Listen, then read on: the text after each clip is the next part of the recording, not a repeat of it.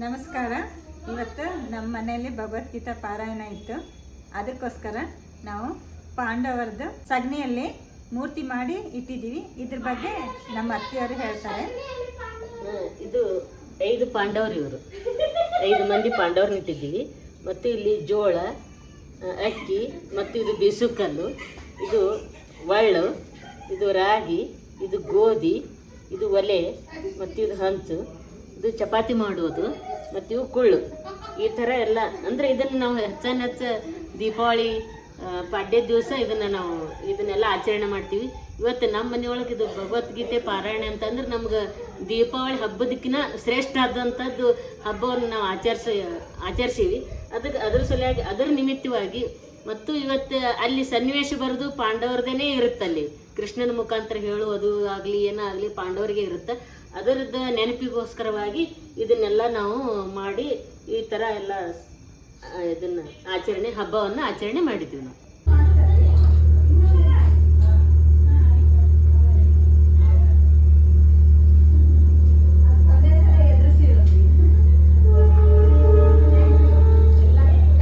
ಜೈ ಶ್ರೀರಾಮ್. ಜೈ ಜೈ ಶ್ರೀರಾಮ್.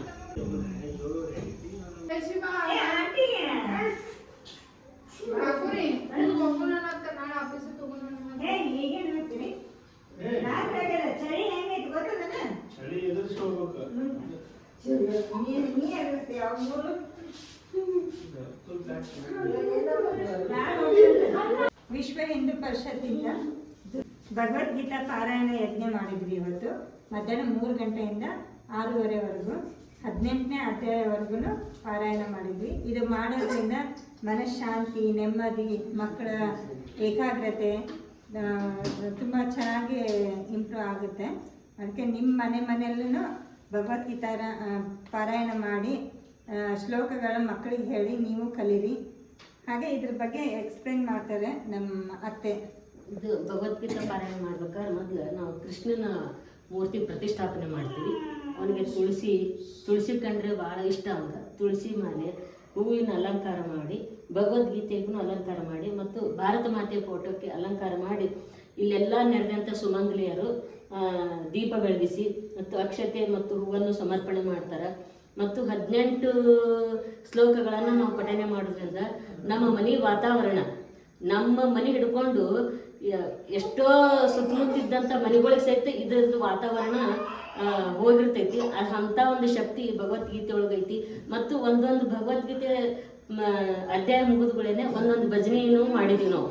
ಅಂದ್ರೆ ಇದರಿಂದ ಏನಾಕತಿ, ಒಬ್ಬರೇ ಕುಂತು ಮಾಡೋದಕ್ಕಿನ ಎಲ್ಲರೂ ಜೊತೆಗೂಡಿ ಮಾಡೋದ್ರಿಂದ ಇದೊಂದು ಸತ್ಸಂಗದೊಳಗೆ ಮಾಡಿದ್ರೆ ಎಲ್ಲರಿಗೂ ಒಂದು ಬೇರೆ ಅಂದದ್ದು ನಾವು ಮತ್ತೊಮ್ಮೆ ಹಿಂದಂದಾಗ 2 ಬೇರೆ ಹಾಕಿರ್ತೈತಿ. ಅದಕ್ಕೆ ಗುರುಗಳು ಹೇಳ್ತಾರೆ 18 ಅಧ್ಯಾಯಗಳನ್ನು ನಾವು ಪಠನೆ ಮಾಡಿದ್ರೆ 18 36 ಸಲ ನಾವು ಇದನ್ನು ಪಠನೆ ಮಾಡಿದಷ್ಟು ನಮ್ಗೆ ಇದನ್ನು ಫಲ ದೊರೀತೈತೆ ಅಂತ ಹೇಳ್ತಾರೆ. ಅದಕ್ಕೆ ದಯವಿಟ್ಟು ಎಲ್ಲರೂ ಪ್ರತಿ ಮನೆಗೂ ಇದು ತಲುಪಿಸ್ಬೇಕು. ಈಗ ಅವರೇ ಮಾಡ್ತಾರೆ ಇವರೇ ಮಾಡ್ತಾರೆ ಅಂತಲ್ಲ, ಪ್ರತಿಯೊಬ್ಬರು ಹರಿಹರ ಎಲ್ಲರೂ ಒಂದೇ. ಅದಕ್ಕೆ ಯಾವುದೇ ಅವ್ರ ಆ ಜಾತಿ ಈ ಜಾತಿ ಅಲ್ಲಾರ್ದು ಎಲ್ಲ ಜಾತಿ ಮತದವರು ಕೂಡ್ಕೊಂಡು ಇದನ್ನು ಭಗವದ್ಗೀತಾ ಪಾರಾಯಣ ಸರ್ವರು ನಾವು ಮಾಡಿಕೆಸಿಂದ ಈ ಕೃಷ್ಣನ ಕೃಪೆಗೆ, ಭಾರತ ಮಾತೆ ಮತ್ತು ಎಲ್ಲ ದೇವಾನುದೇವತೆಗಳ ಕೃಪೆಗೆ ನಾವು ಪಾತ್ರರಾಗೋಣ ಅಂತ ಹೇಳಿ ನಾನು 1-2 ಮಾತು ಮುಗಿಸ್ತೀನಿ. ಮತ್ತೆ ಭೇಟಿಯಾಗೋಣ. ನಮಸ್ಕಾರ.